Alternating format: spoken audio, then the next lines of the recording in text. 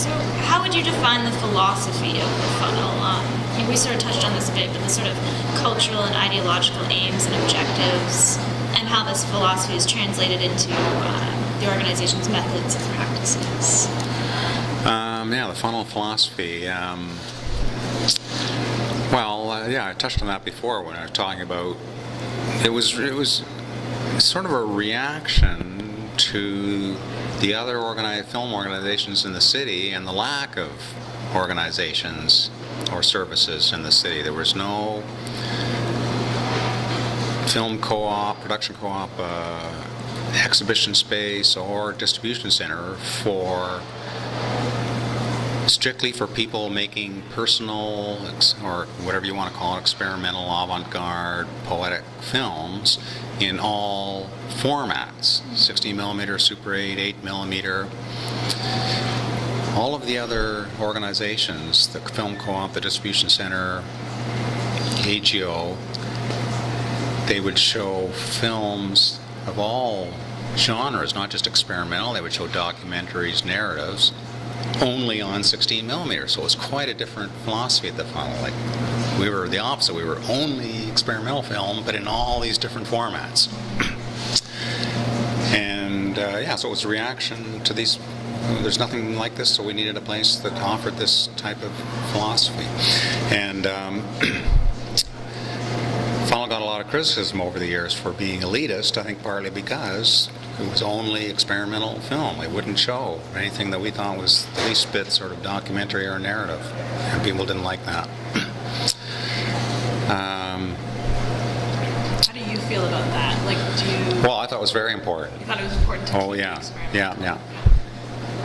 Very much so. Well, before I came along, people like Ross McLaren and Tom Urquhart, who was another regular member at the Funnel, he was not a filmmaker. He was on the board and very supportive and did a lot of work there. They had worked at the CFMDC, the Canadian Filmmakers Distribution Center, and Ross had been on the board, I think, at the Toronto Filmmakers Co-op. And at the co-op in particular, one reason it folded around the same time the Funnel started was because it had all this industry type equipment, flatbed editors and Aeroflex 16mm cameras and Negra, full coat recorders and stuff that really ambitious filmmakers wanting to get into the industry would want to use. And so there was all this competition for all this fancy equipment and a lot of competition amongst members, and it was hard to get equipment, and that sort of type of filmmaking, use of equipment would dominate because it required so much more expensive equipment that would use up all your funding, required more space, so it would dominate any space you had.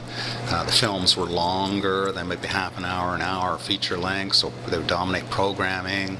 And as I say, those filmmakers were usually more aggressive, they were more ambitious, they want to get a career, get a job in the industry, and so they're more aggressive as opposed to the poetic filmmakers who are often very unassertive, shy. Jim Anderson was maybe the best example. He was one of the best filmmakers, but he was not at all ambitious or assertive. He wouldn't promote himself, and these people couldn't survive in an organization along with these industry-orientated filmmakers. So it was a reaction. The Funnel was sort of a reaction to that.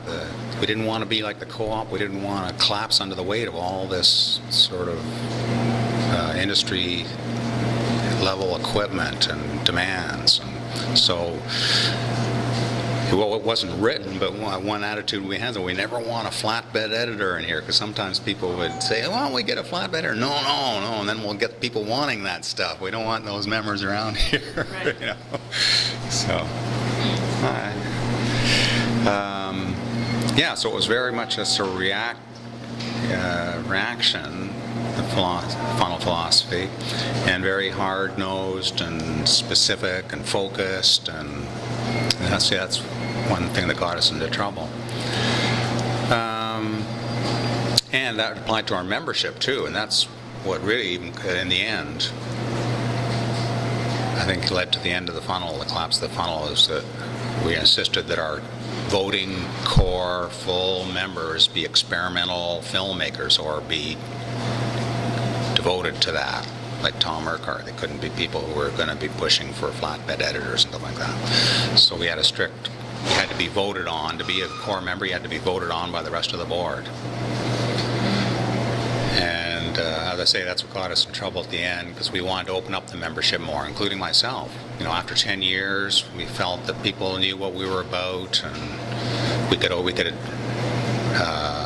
afford to open up the membership a little bit more, be a bit more open about who could join.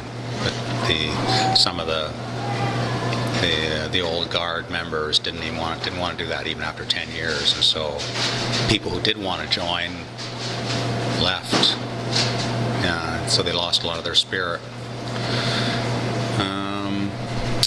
There was another part of that question about.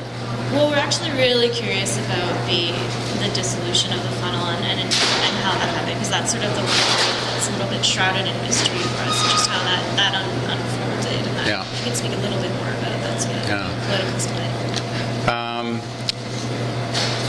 And one thing I just remember, though, I'd like to add about the philosophy is a lot of Super 8 film was reversal film, and which means it's a positive, it's not a negative. And although you could make prints, for me and for a lot of people, the advantage of reversal is you didn't have the expense of making a print. You could project your original, so there was no expense cost of making a print, and it was faster. And there's still a lot of Super 8 screens today that make use of that. The fact that you can, I call them shoot and show screenings, where you can shoot a film, send it to the lab, get it processed, and put it on the projector and show it right away. It's really fast, as opposed to when you have to go to a lab and get a print made and do your editing, post-editing. So we were showing and distributing original films, no camera stock, only version, no copy films. And that's something the CFMDC to this day refuses to do, because they're nervous. Oh, we'll damage somebody's original. But we were doing it all the time. And so that was, I think, an important part of the philosophy of, and is, I think, of Super 8 filmmaking in particular, but of the funnel. So, as I say, we had this core membership of about 30 people that had to be voted on. They had to be experimental filmmakers. And then we had the associate membership. The core membership at the end was about $120 a year, and then it got you full access to all the equipment. And then the associate membership, which I think started at $35 and then went up to $50 a year. You couldn't vote, and you had to rent the equipment, but it was a pretty nominal fee. It wasn't much, but you did have to rent, and you had to book and that sort of thing.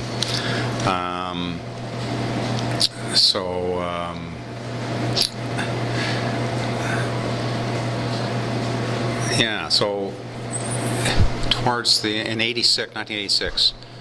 Another again, part of the philosophy was the anti-censorship policy, and we stood up to the censor board. Actually, it was because of the funnel. The censor board, although legally they had a right to, they weren't interested in clamping down on experimental films being shown at the art gallery, that sort of thing.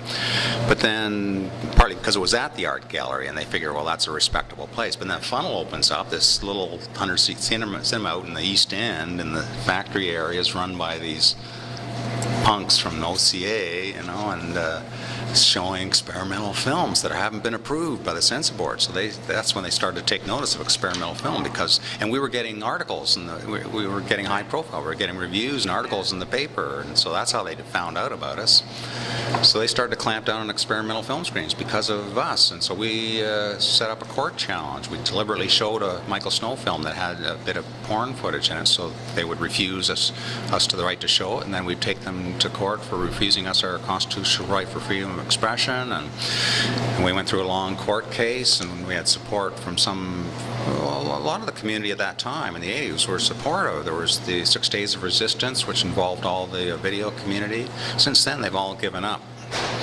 But so we stood up to the censor board, and we had they canceled our open screenings. That was a big thing, and as I say, that was my favorite part. I thought it was the backbone of the funnel. They said, well, you can't have open screenings because we can't see the films in advance before they're shown, so they're illegal. So on our poster, every month when the open screening would have been scheduled, we would say, open screening, September 24th. This screening has been canceled, by the censor board, and if the law gets changed between now and September 24th, the screening will happen. But of course, they never happened. But there was always a reminder on the program, the monthly poster or the seasonal poster, about this situation. And then later on, I wasn't on the board. The funnel board decided they were going to drop that on the poster, they're sort of losing their gumption to stand up to the censor board, and I didn't like that. So I was saying, let's resume the open screenings. Let's put this thing back on and they didn't want to do that. I got hired as the programming director. I only lasted 6 months because I held an open screening without board approval, and they didn't like that. John, we can't trust you. You're going to get us in trouble with the censor board. So that really made me angry. They fired me because of that. Dot, to her, and I agreed with her on this, she wanted to open up the membership more, give the associate members not a vote on policy, but a vote on who can be on the core member, on the board of directors. And I'd say the old guard, they didn't want to do that, they didn't want to open it up, and so Dot and myself and a lot of associate members just stopped coming around, and so they lost the not only the numbers of members, but the spirit, the energy, half of their energy. And then, right after that, in early '87, they decided they were going to move to Soho Street, Queen Street West. It's a big, expensive, ambitious thing to do just when they had lost half their membership and their spirit. And I think it was ill-advised for them to do that. They needed to regroup and downsize, if anything, at that point in order to survive. So they moved, and I wasn't around there then, so I don't have first-hand knowledge. I only hear secondhand, but there were some mismanagement issues, so the Arts Councils lost confidence in them, so they were losing funding. So they built that new theatre on Soho Street. It was a huge job for them. I know that. I would go by there sometimes. It dragged on because they didn't have a lot of the volunteer help. They got this really beautiful theatre built there, and then within a year they had lost all their funding. They had to dismantle the theatre. Their lease said, when you leave the place, you have to leave it the way it was. So they had to break down this huge theatre they'd built. It must have been heartbreaking for them. Yeah. That was like 87, 88, and then they continued for another year or two programming at the OCA Auditorium and at the Euclid odd screenings. Now, I'd love to hear Ross McLaren's and the viewpoint of all the people who stayed on after Dot and I left and oversaw the move and the collapse. Ross McLaren, he was down in New York, but his brother was there, but he won't talk about it. But Ross is willing to talk about it a great deal, and he's still very angry and bitter about the whole thing, and I would love to hear his side of the story. And he says Mike Hoolboom interviewed him and for Mike's book, and Mike refuses to use the interview because he said it's unusable, and so Ross and I are threatening to publish it on my website or someplace else to get this information. Because from what I understand, Ross doesn't think this political split had much to do with the collapse of the funnel, that it was more the arts community ganging up on the funnel, and I think that's possible because, as I say, throughout, the arts community didn't like the funnel, a lot of the arts community, because they thought we were elitist, because we were only experimental film, and we had this closed membership and that sort of thing. So, and he names people who he thinks are directly responsible for, as soon as the funnel started to show signs of weakening, they all collect, like vultures, gathered around and lobbied the arts councils to cut their funding. And I wouldn't be surprised if that did happen to a degree. So there's two sides of the story of the collapse, and I only know one side of the people who left in late '86, and I'd love to hear the side of the people who stayed on and were victims of this sort of victimization. Yeah. Right.